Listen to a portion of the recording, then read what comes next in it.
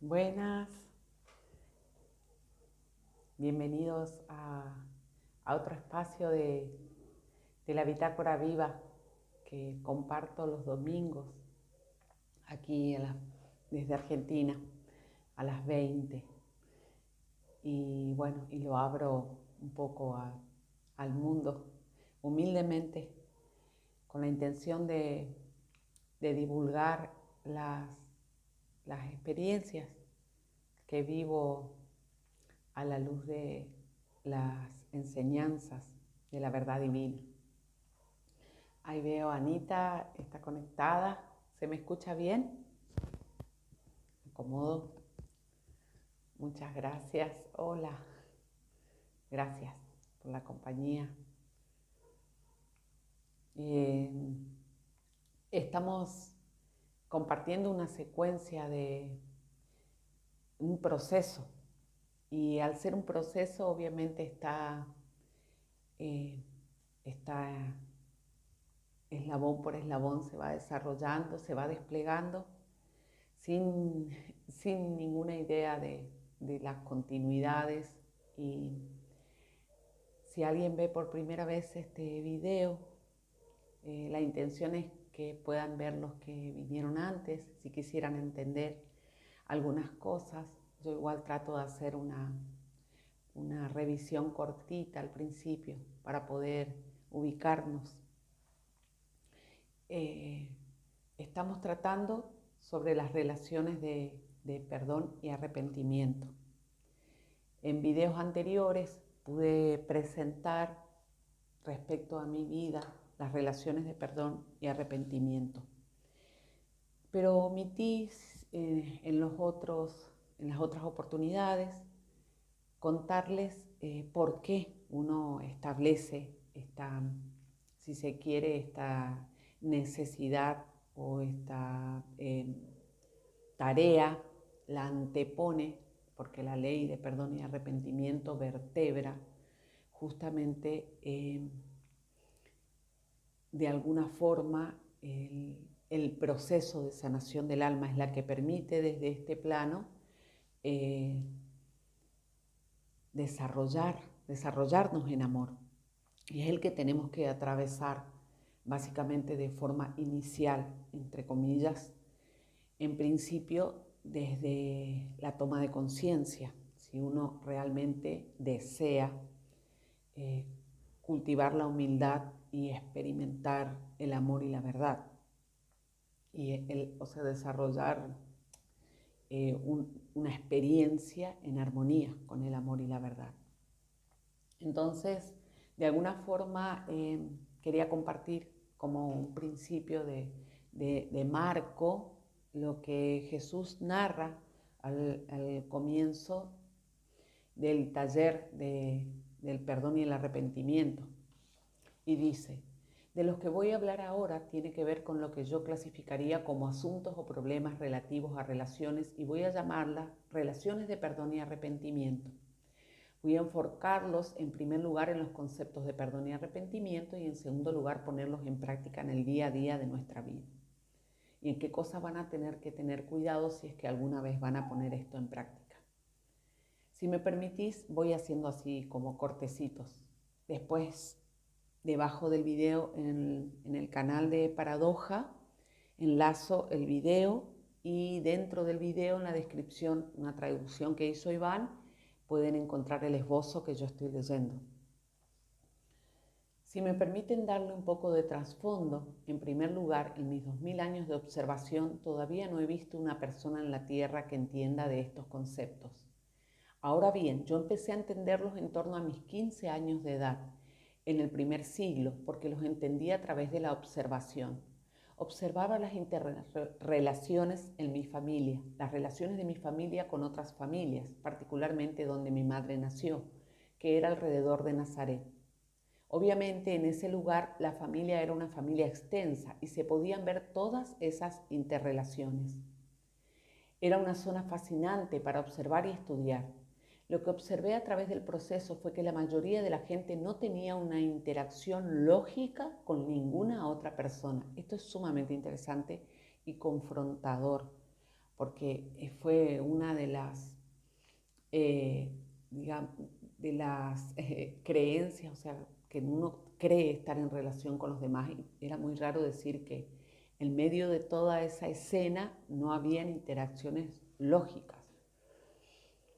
Lo que hacían era llevar un montón de equipaje a la interacción con la otra persona, lo que coloreaba completamente la interacción que tenían con este nuevo individuo.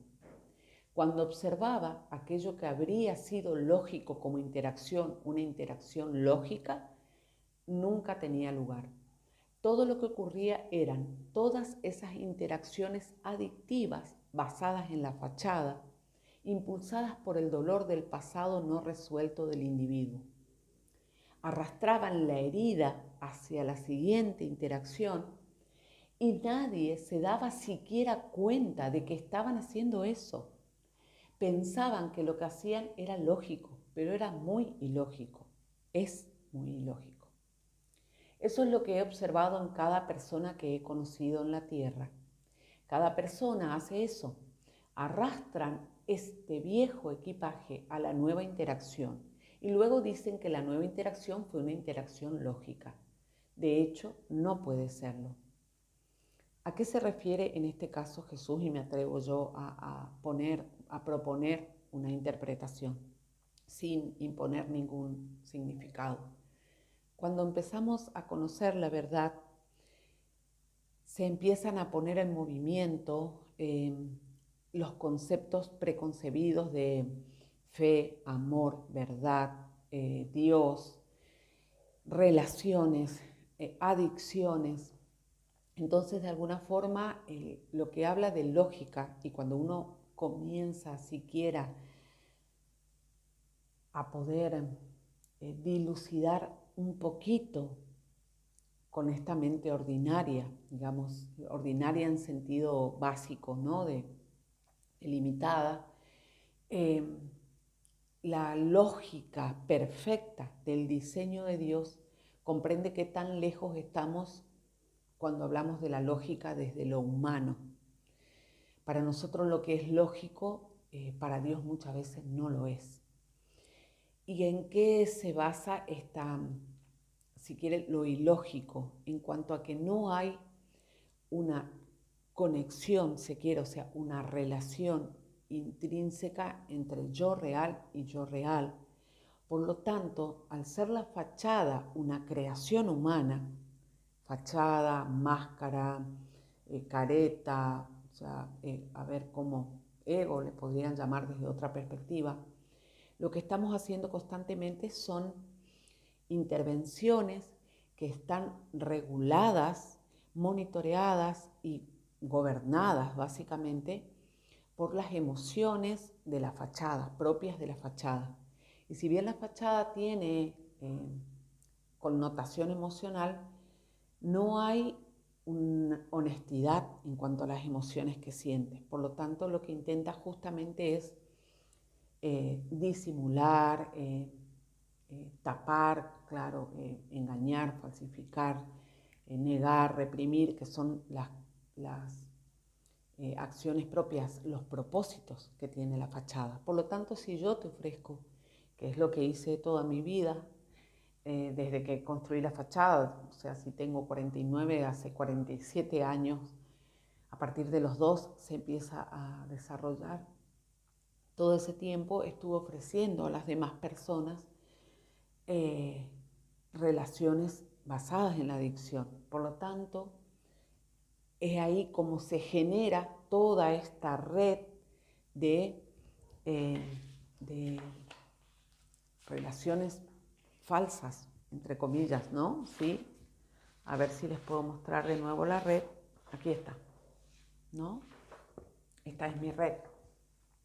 Miren, todas las relaciones que están, todas las emociones que son negadas, porque ninguna de estas emociones que yo comparto aquí, que están por escritas, fueron blanqueadas, fueron reconocidas o fueron experimentadas en el marco de estas relaciones. Sin embargo, por ley de la atracción, estas relaciones están absolutamente, ahí interviene la lógica de Dios, que todas las relaciones estaban, no fueron, bueno, la famosa causalidad, ¿no? No fueron azarosas, y en cada una de esas relaciones existía la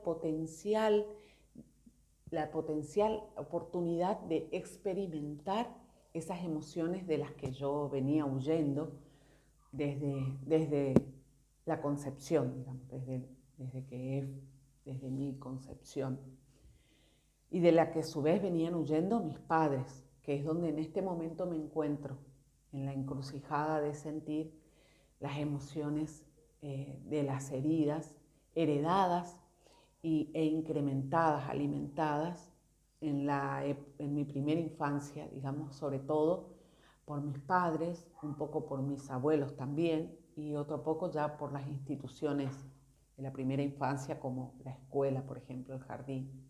Y bueno, no tengo recuerdos, un poco quizás de alguna familia cercana o amigos.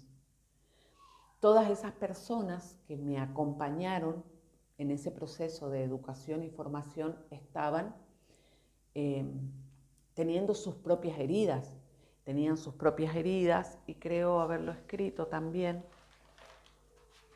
en otro de mis diagramas. A ver, sí, en este. Todas estas personas tienen sus propias heridas emocionales, su propio yo herido, su propio yo de fachada y su propio yo real, que en realidad desconocen.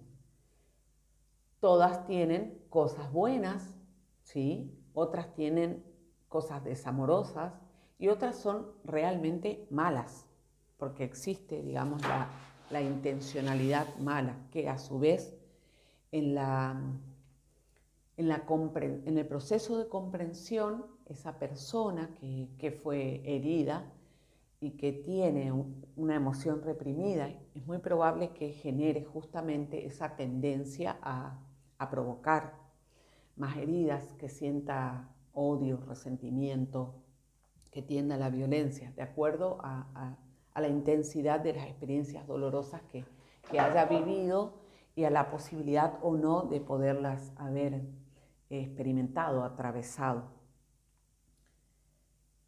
En el encuentro anterior, el domingo pasado, hablé un poco de Alice Miller, y con Alice estoy experimentando justamente el reencuentro conmigo, porque una de las pautas principales de este proceso es vivenciar en primera persona las heridas que tengo en el alma y que fueron provocadas en este caso por mis padres principalmente, y que pueda de esa manera conectar con experiencias de otras almas y comprenderlas desde ese lugar. No existe forma de guiar o acompañar un proceso si no estamos directamente comprometidos con nuestro proceso. Y es eso lo que comprendo ahora. Cuánto daño dentro de mis emociones, de mis relaciones de arrepentimiento, cuánto daño he generado, figuran esas circunstancias en las que, sin haber experimentado yo mis heridas, he osado acompañar, o sea, era la fachada la que estaba ofreciendo esa compañía, y de alguna forma era deshonesto, fraudulento, porque ahora descubro en este tiempo cuánto había debajo de esa fachada que intentaba proponer alternativas de acompañamiento emocional a procesos. Entonces, claro, era necesaria asumir esta responsabilidad, era necesaria esta mirada hacia uno, como dice Jesús, ver la viga en el ojo, en mi ojo, en vez de ver la paja en el ojo ajeno. Y es todo un desafío porque fuimos programados para proyectar. Y era la intención de este encuentro, justamente lo que cuenta Jesús. Cuando vamos con nuestro equipaje y nuestro dolor en el pasado no resuelto, lo que tendemos a hacer es hacia afuera, hacer cargo al otro de que lo resuelva, de que me haga feliz, de que me permita olvidar, de que me permita no sentir, que contribuya de alguna forma a satisfacer. Ese es el propósito de la adicción, ¿no? Satisfacer, darme el bienestar, garantizarme cierta comodidad, incluso con el dolor, digamos.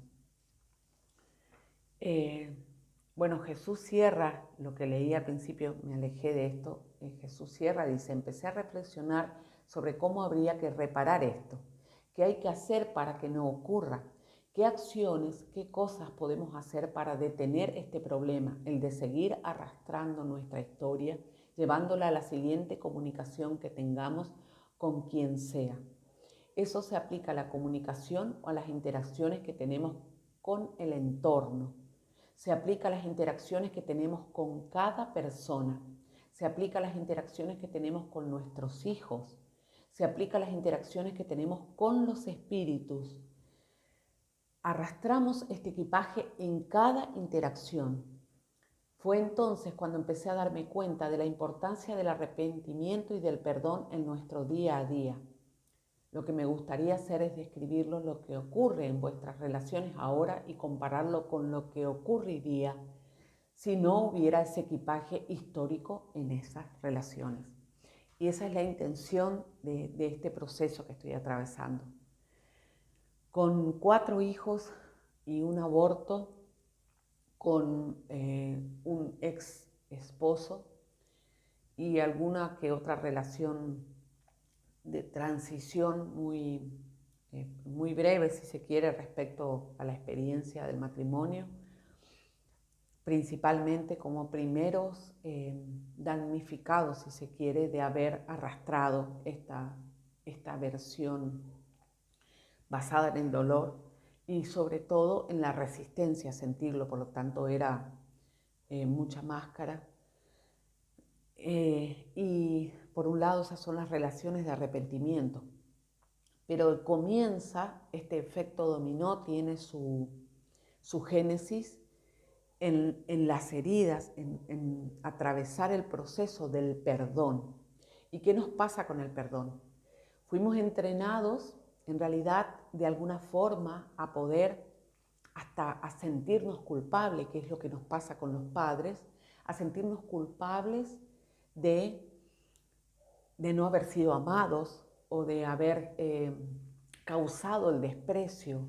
Sentimos estas emociones que puse un poco en el estado de vergüenza, de miedo, de culpa, de humillación, y tendemos a hacernos cargo, en principio, con cierta naturalidad, porque estamos educados de esa forma, lo que Alice llama siempre el 4.º mandamiento, de ver de una forma sagrada y justificar la violencia la violencia o la forma en que fuimos, de alguna forma la forma en que fuimos, de alguna manera formados por nuestro propio bien. Entonces siento que hay un bloqueo, lo tengo muy claro, lo tengo visibilizado, hay una anestesia importante que se percibe en mi parálisis, es miedo, ¿no? Básicamente la emoción causal, que es el miedo a sentir, al no reconocer que soy un alma poderosa y al no saberme lo que soy, no asumirme como la creación más elevada, no reconocer el potencial de experimentar todas las emociones, porque ese es el diseño, es el diseño de Dios, digamos, nada de lo que es más, no se conoce, creo que haberlo compartido en un vivo, no se conoce que haya un alma que haya podido ser destruida en todo su proceso, así esté en el infierno, por decirlo, penalizada por las decisiones en desarmonía, de ninguna manera implica que hayan sido destruidas. O sea, ese no es el fin último ni el propósito de las correcciones amorosas que efectúan las leyes de Dios.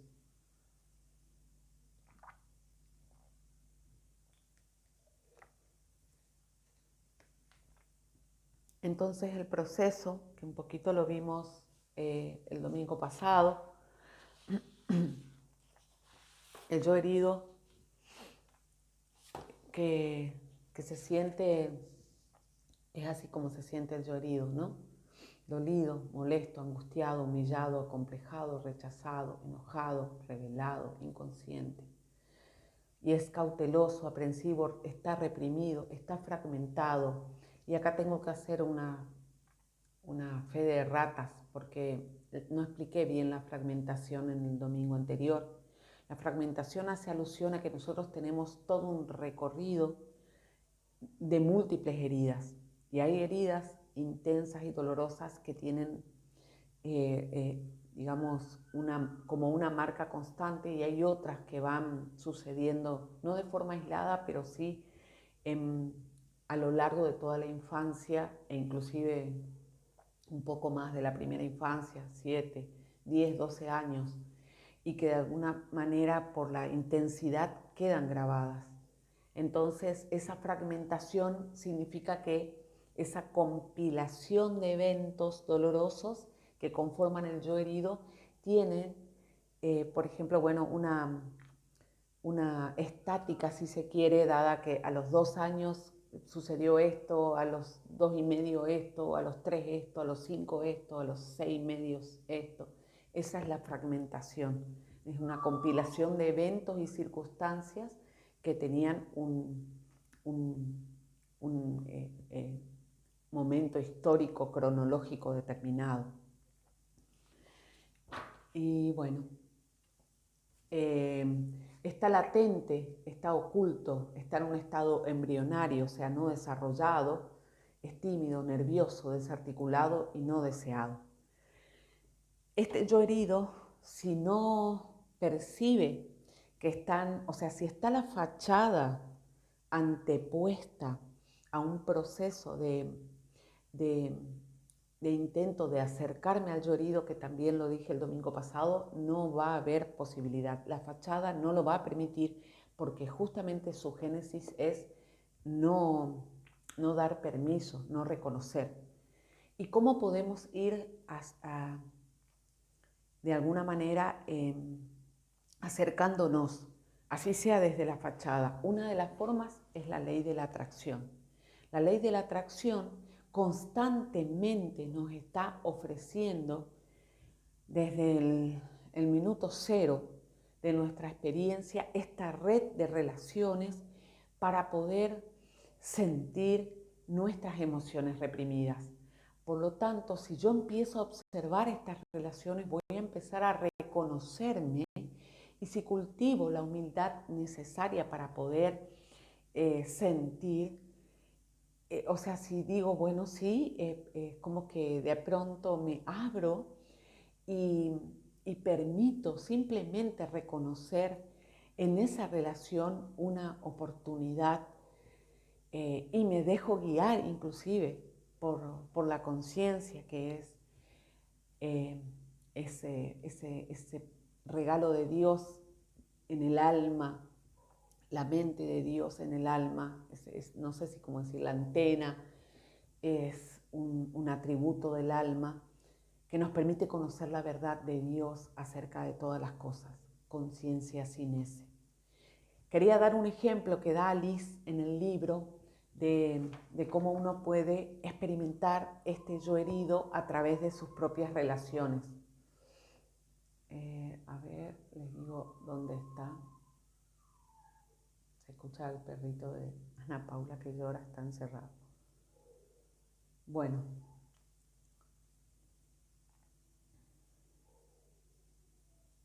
Voy a leer.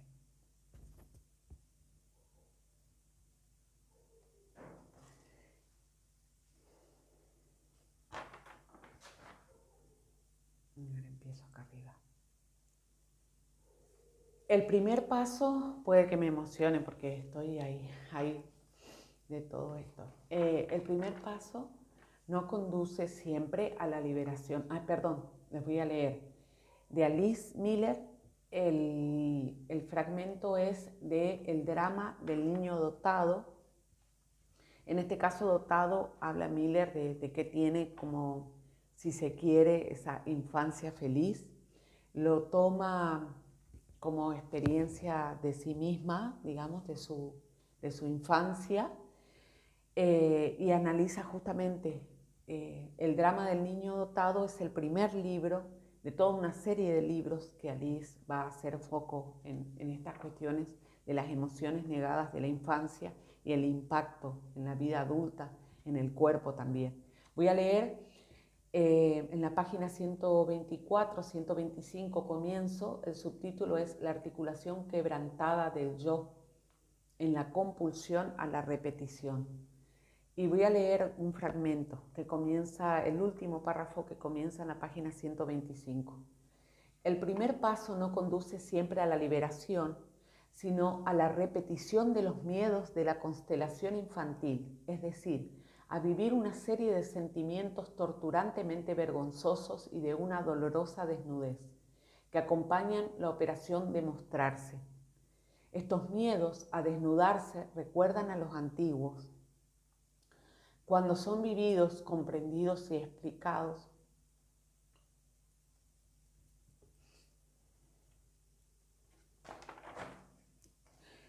en relación a una antigua situación, se pone de manifiesto hasta qué punto eran fundados en aquel entonces.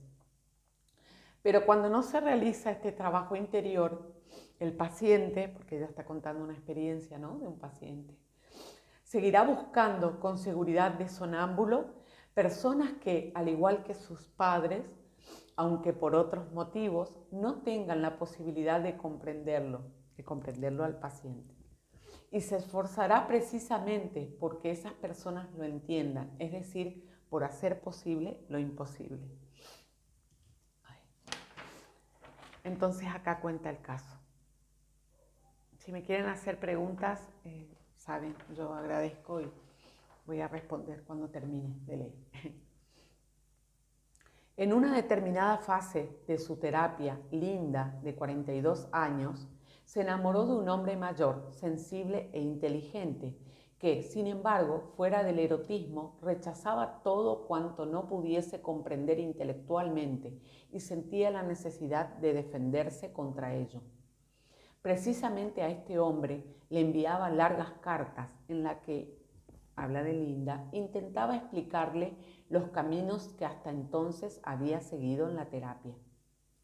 Consiguió hacer caso omiso de todas las señales de extrañeza de su corresponsal y redobló sus esfuerzos hasta que se dio cuenta que había vuelto a encontrar a un sustituto de su padre. Por consiguiente, no podía perder la esperanza de ser finalmente comprendida. El despertar trajo al principio sentimientos de vergüenza, cáusticos y dolorosos, que duraron un buen tiempo, hasta que un día dijo: me veo a mí misma tan ridícula.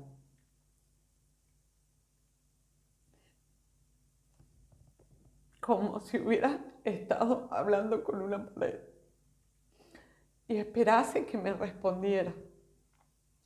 Me veo como una niña tonta. Y yo le pregunté, ahí habla Alice, ¿se reiría usted si viera a una niña que debe confiarle sus penas a una pared porque alrededor no hay nadie más? Los sollozos desesperados que siguieron a mi pregunta abrieron a la paciente el acceso a una parte de su realidad temprana que había consistido en una soledad infinita.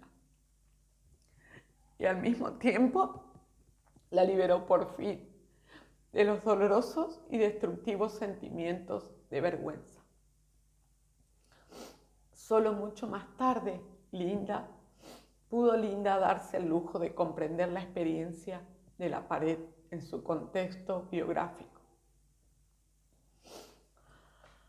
Esta mujer, que por general sabía expresarse con gran claridad, empezó a contar todo en forma tan extrañamente confusa y precipitada que ya no tuve oportunidad de comprenderla a detalle, probablemente como en su momento les ocurrió a sus padres. Vivió momentos de odio y rabia repentinos y me reprochó mi indiferencia y falta de comprensión. Esto es, de alguna forma, pensé egoístamente en que podía ilustrar en qué medida nos damos cuenta a través de nuestras relaciones de cuáles son nuestras heridas por las personas que nos rodean. Y esa necesidad que tenemos constante de cambiar al otro o de hacer que el otro se ajuste a nuestras necesidades hace que de alguna forma discutamos con el diseño y estemos en oposición constante a lo que se nos está ofreciendo. Esa es la lógica de Dios perfecta. Cuando comprendemos que todas las relaciones que estamos tejiendo de alguna manera tienen esa ventanita, esa oportunidad de reflejarnos quiénes somos en realidad y lo que venimos intentando negar y suprimir. En qué medida podemos agradecer y terminar celebrando, aunque ello implique mucho dolor. Y entonces comprendo ahora, y me está pasando con mis hijos, comprendo que la negación de toda mi vida, esos 47 años, hoy hice el cálculo, dice AJ que si uno suprimiera una emoción por día en los 49 años de vida, porque bueno, la parte de la concepción no la cuento, porque ahí yo no lo hacía de manera, digamos, no sé si la palabra es intencional, pero no lo hacía yo, estaba viviendo a través del útero, pero sí en cuanto a la infancia primera y comienzo, ¿no? A los 2 años la fachada, así que 40 y tantos años. A una emoción por día, bueno, yo multipliqué 50 años, arrastrándola de mis padres quizás, tendría en este momento una deuda, si se quiere, o sea, reprimidas, una emoción por día. 18.250 emociones. Imagínense el caudal que representa eso en la vida de una persona que a los 50 se da cuenta, ¿no? Y descubre la verdad. Sin embargo, a pesar del miedo que reitero, me paraliza y siento, no dejo de celebrar este despliegue que tengo frente a mí, este descubrimiento tras descubrimiento, tras descubrimiento, tras descubrimiento que se va dando. Porque como dije en uno de los estados en esta semana, que también lo dice Alice en un libro, cuando uno está decidido a encontrar la verdad, también se encuentra, por ley de atracción, no lo dice Alice, pero ahora lo podemos comprender, por ley de atracción se comienza a vincular con las personas que van a orientar, aparte de las relaciones, bueno, así siento yo que llega Iván y llegan las personas que comparten el camino y las que no, también, y de alguna forma Alice con sus libros y sus aportes, o sea, se pone al servicio de este deseo la, la vida, ¿no? Es así, así funciona. Así funciona todo el tiempo. Estamos viviendo nuestros deseos todo el tiempo. Nada más que no nos damos cuenta de lo que estamos deseando.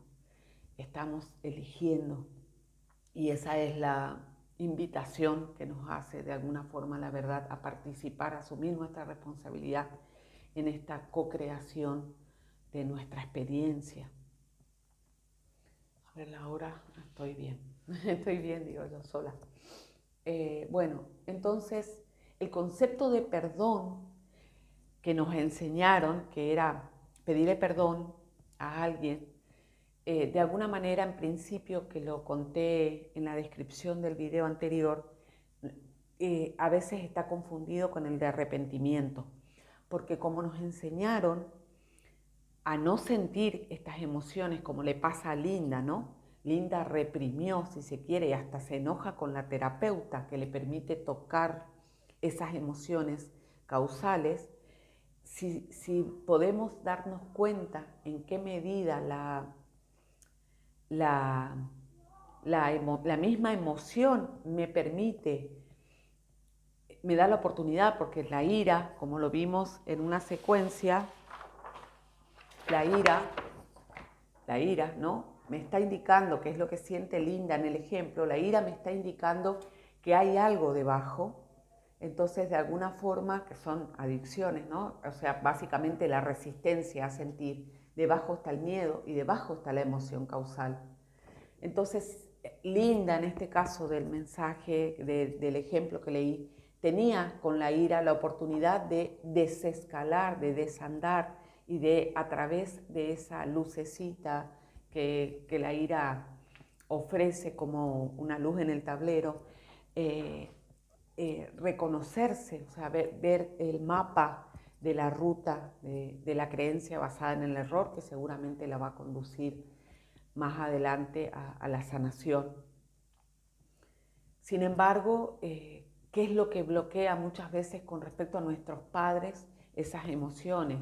Y tienen mucho que ver con nuestra educación, con la sacralización de los roles, con la justificación, un poco lo que decíamos al principio.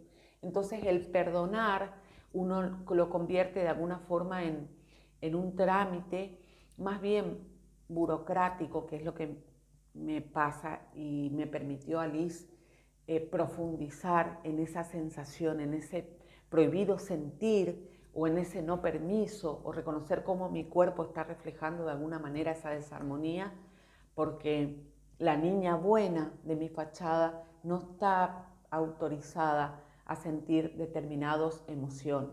Entonces, eso es el dolor que estoy sintiendo en mi cuerpo, esa es la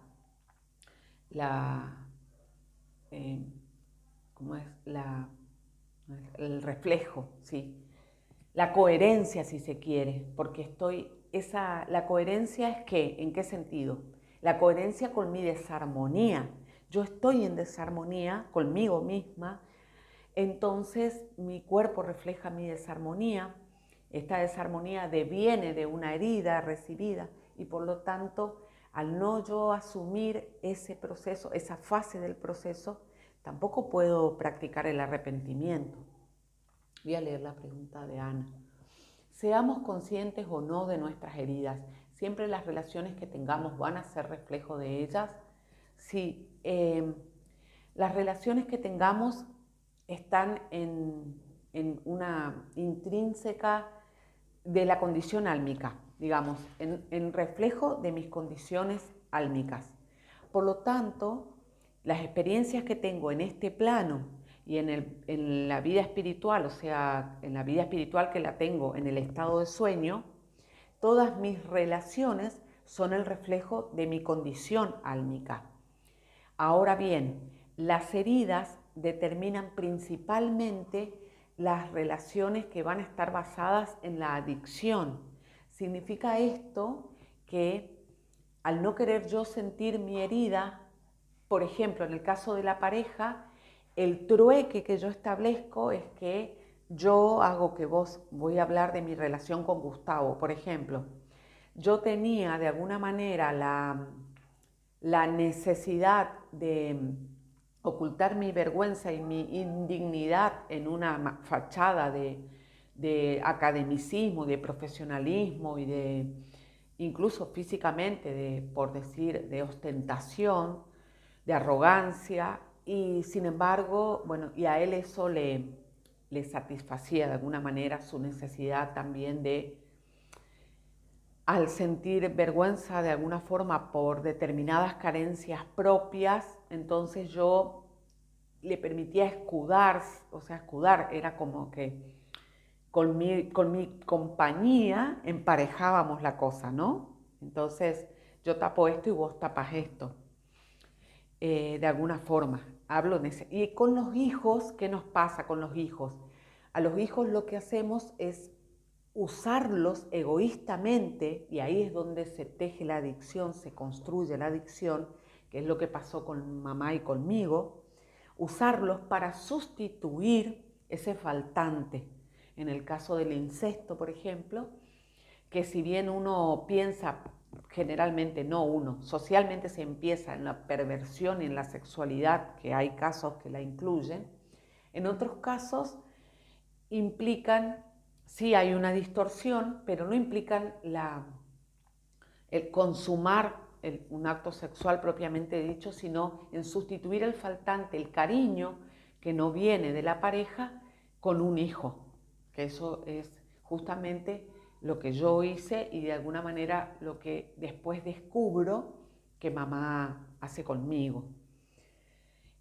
Por eso es que reflejan de alguna forma nuestra condición álmica. En la condición entra el todo, entran las heridas, o sea, armonías y desarmonías, verdades y creencias erróneas. Y las creencias erróneas están principalmente vinculadas al miedo, miedo, adicción, y ahí está la cadena.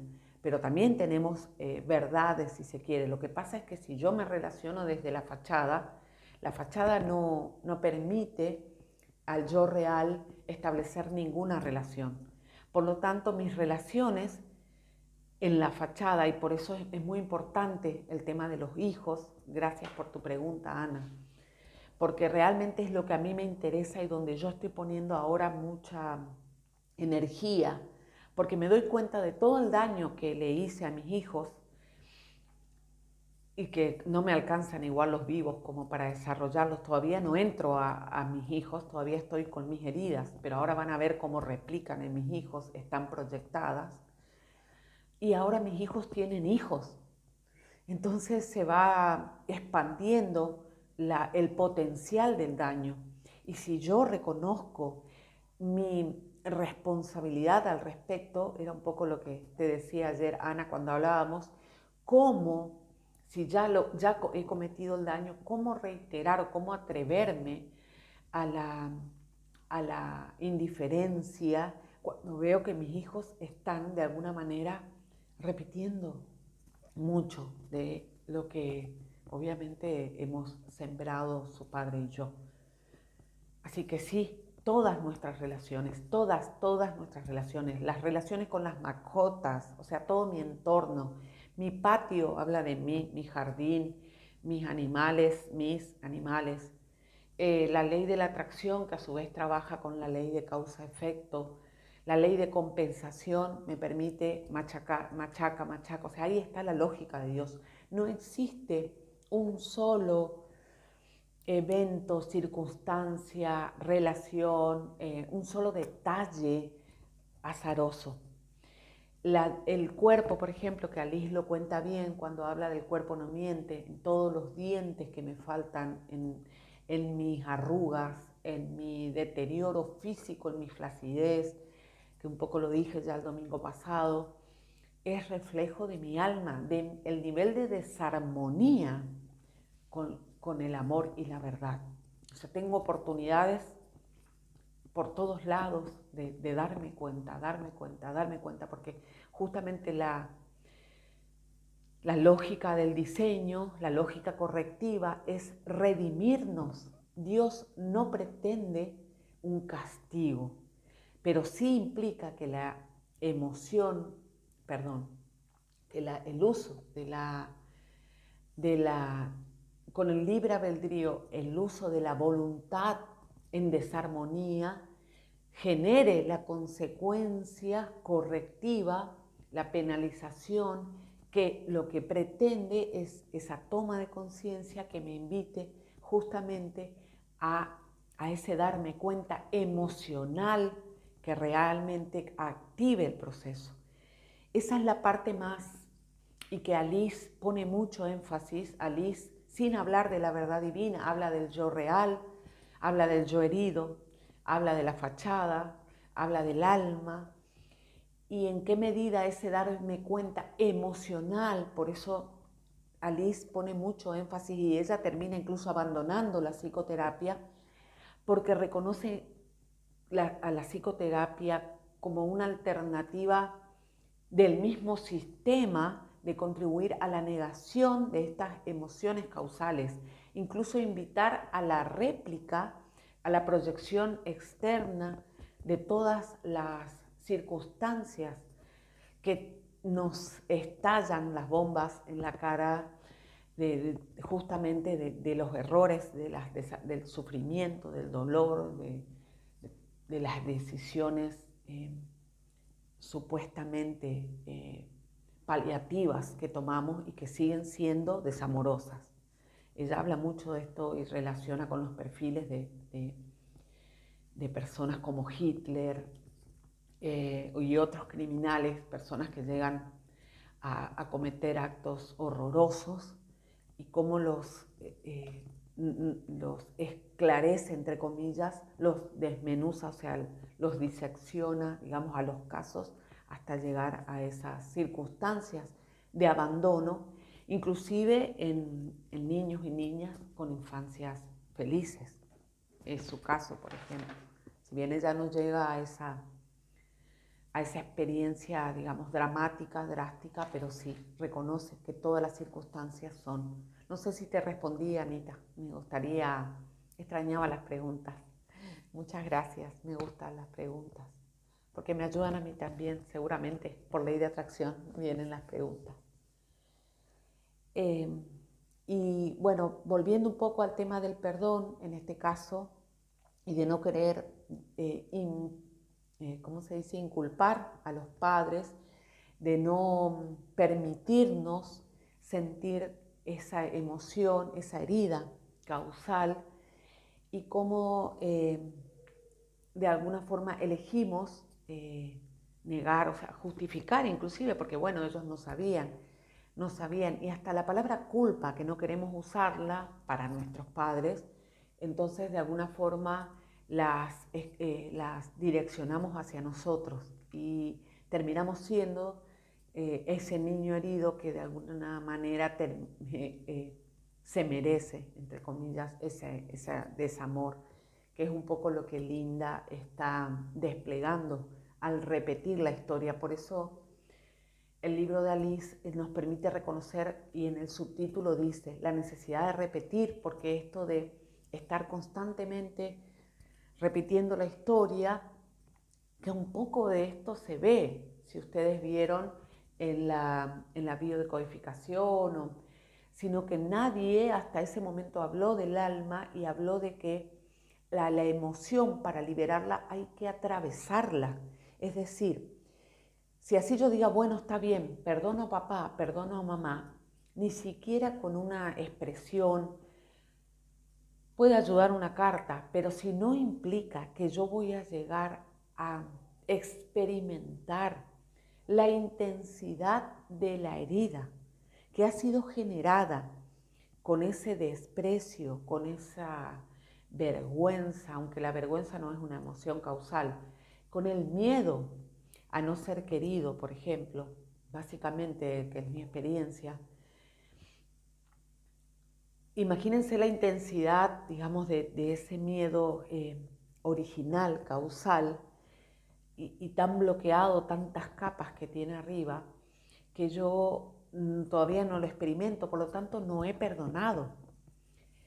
Este proceso que un poco nos invita a reconocer, Alice en sí misma incluso, parte de la honestidad, porque eso es la humildad. La honestidad es vernos como Dios nos ve, el deseo de vernos como Dios nos ve. ¿Y cómo creen ustedes que nos ve Dios? Porque Él reconoce, no, un poco hoy me contaba Miriam, en una charla hermosa que me regaló esta mañana, una sorpresa que agradezco mucho. Dios nos ve y es muy simple, digamos, porque es sin protocolo, es sin anteponer nada. Es un poco, el yo herido tiene mucho de similitud con nuestro alma, con nuestra alma, porque es crudo, es espontáneo y es honesto en cuanto a la expresión de esa emoción que tengo grabada, o sea, esa herida tiene quizás alta dosis de llanto, de enojo, de todo lo que conté al principio, un poco de lo que tiene, de rebeldía, de ofuscación, no sé, sí, de rechazo, porque es lo que de alguna manera pude haber sentido, lo digo así hipotéticamente, y lo rechacé, digamos, lo sepulté, lo encapsulé por miedo a reconocerlo, y de alguna manera eso liberó a mis padres del eslabón, porque cuando conocí la verdad y apareció la culpa, lo primero que hice fue intentar dar a conocer a mis hijos la verdad acerca de sus vidas, ofrecerle la verdad personal de la parte que yo no había reconocido, que tenía que ver conmigo, con la crianza y con mis decisiones, pero yo no había reconocido mi verdad, por lo tanto era deshonesto. Otra vez ahí me di cuenta, recién ahora comprendo todo lo que conlleva este proceso y en qué medida la restauración de la relación, o sea, el proceso del arrepentimiento, sí o sí requiere de este perdón, porque imagínense que es el origen, ¿sí? Es como que yo, no sé si vieron alguna vez la película Efecto Mariposa, es como que yo intento cambiar una secuencia de eventos, pero estoy justamente ahorrándome el proceso, esquivando, huyendo de esta oportunidad y de atravesar esas emociones. Y cómo es el diseño, de nuevo, amoroso, no me voy a cansar de decirlo, porque sigue siendo asombroso. A cada instante se despliega y es más, encontrar, encontrar, encontrar. Y cómo esa secuencia va a permitir, una vez que me comprometa con el perdón, a que el arrepentimiento se dé en forma automática. Imagínense, porque de ninguna manera hay una intención de, reitero esto, ¿no? La redención y el diseño es justamente una invitación constante a reconocer la desarmonía y a buscar la armonía, porque el deseo de Dios es nuestra felicidad, esa felicidad que buscamos supuestamente en esta experiencia, y la felicidad, digamos, en su máxima expresión, creo que no podemos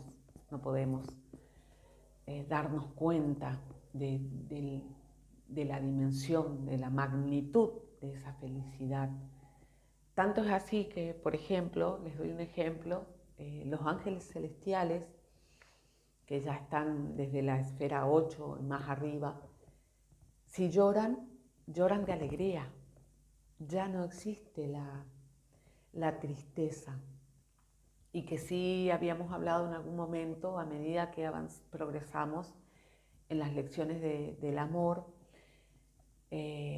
así sea del amor natural también, obviamente, hasta la sexta esfera es el amor natural, sin Dios inclusive podemos llegar a esa esfera sin involucrar a Dios, pero en la medida que perfeccionamos esa armonía con el amor y la verdad, hay cosas que ya no podemos hacer.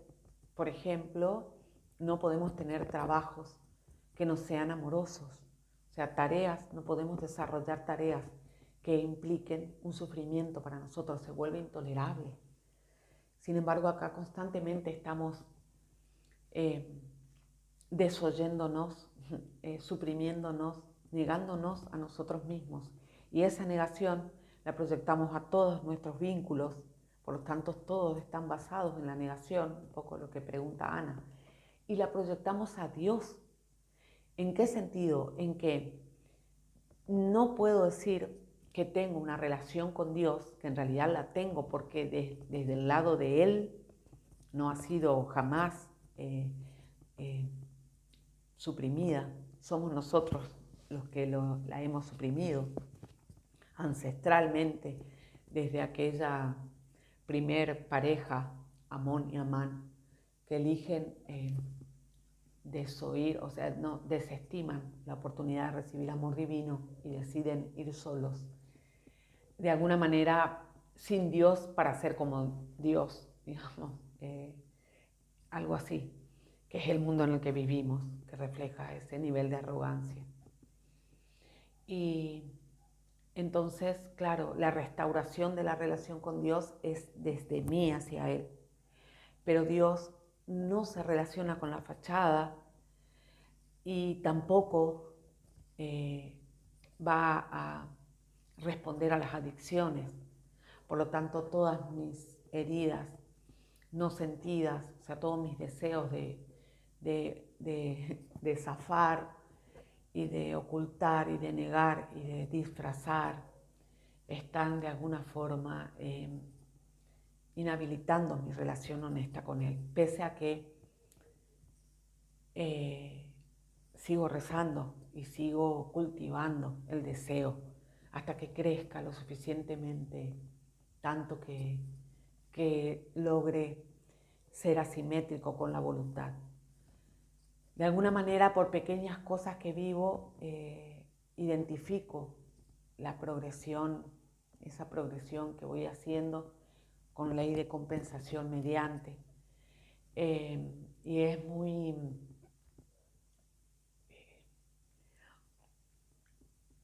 valioso porque es tal el nivel de indignidad que uno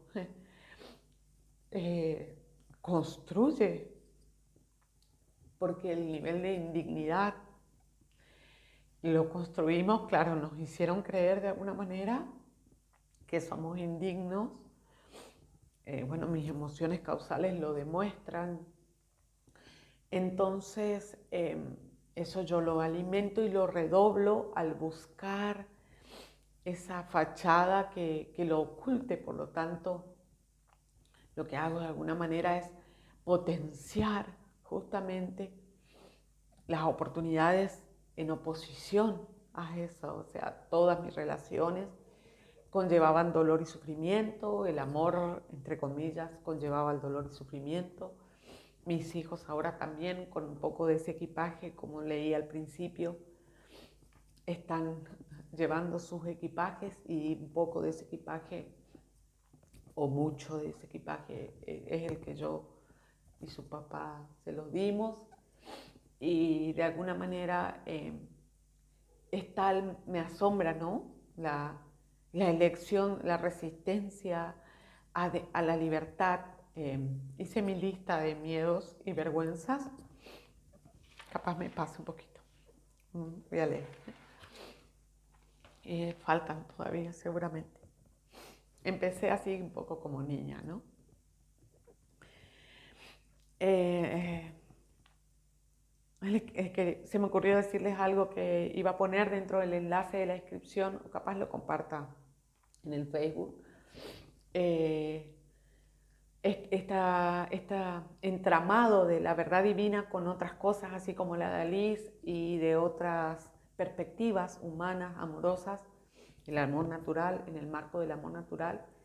Y esta semana Iván nos compartió un enlace de una chica que es youtuber, influencer, no sé cómo es la palabra, y que que ofrece su experiencia con la escritura, que ya está muy también bastante conocida, ¿no? Esta tarea terapéutica. Y quería compartir eso. Voy a poner en la descripción del video y lo voy a compartir en YouTube.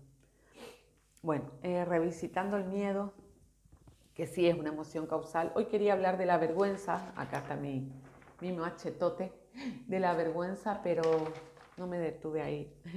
Voy a entrar ahí, si puedo, el próximo vivo. Mis miedos y vergüenzas. Bueno, tengo miedo a la altura. Tengo miedo a equivocarme y fallar. A la altura tengo miedo. A equivocarme y fallar tengo miedo y vergüenza. A la desnudez física y emocional. Miedo y vergüenza. A sentir dolor tengo miedo. A la vida espiritual tengo miedo. A mi vida espiritual. A la libertad le tengo miedo. A la ira tengo miedo y vergüenza. No puedo expresar la ira todavía. A decir lo que pienso y siento, miedo y vergüenza. A la miseria, miedo y vergüenza. Al olvido, tengo miedo. A ser yo, miedo y vergüenza. A tomar decisiones basadas en la verdad y el amor, tengo miedo y vergüenza. A las arrugas, un chiste, no, pero sí, creo que es mundial eso. La huida de todo el mundo. Miedo y vergüenza. Al cambio profundo, tengo miedo. A la confianza, miedo y vergüenza. A la sexualidad, miedo y vergüenza. Al miedo y vergüenza, le tengo miedo y vergüenza. Y charlando con Ana Borda, a la que agradezco también en una charla, con ella decía, también tenemos miedo a ser felices, miedo a que me vaya bien, miedo a, que es un poco lo del yo real, ¿no? Miedo a hacer lo que me gusta. Es increíble. Miedo a hacer lo que me gusta. Sí, también tengo miedo a hacer lo que me gusta. Y bueno, miedo a ser un alma todopoderosa, básicamente. Y bueno, el miedo es un invento de la humanidad y en este caso asumir mi responsabilidad respecto al miedo que tengo y deconstruirlo yo, porque Dios no puede entrar ni va a hacer algo que me corresponde a mí. Es un libre albedrío es su regalo y justamente es para eso, ¿no? Es para que me haga cargo. Y eso, sobre todo. Y entre mis distracciones está el trabajo, el trabajar mucho, por miedo a la miseria. Bueno, muchas gracias, me pasé un poquito. Muchas gracias.